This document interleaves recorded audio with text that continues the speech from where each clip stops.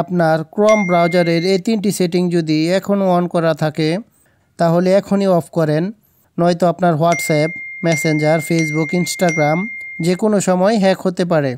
তো বন্ধ করার জন্য প্রথমে আপনার ক্রোম ব্রাউজার ওপেন করেন।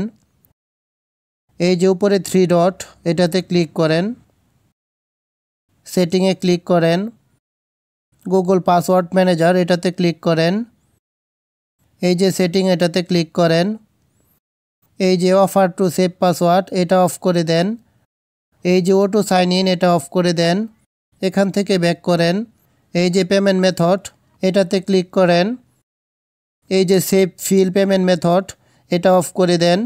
ওকে, কাজ হয়ে গেছে। এখন থেকে আপনার মোবাইল একদম নিরাপদ।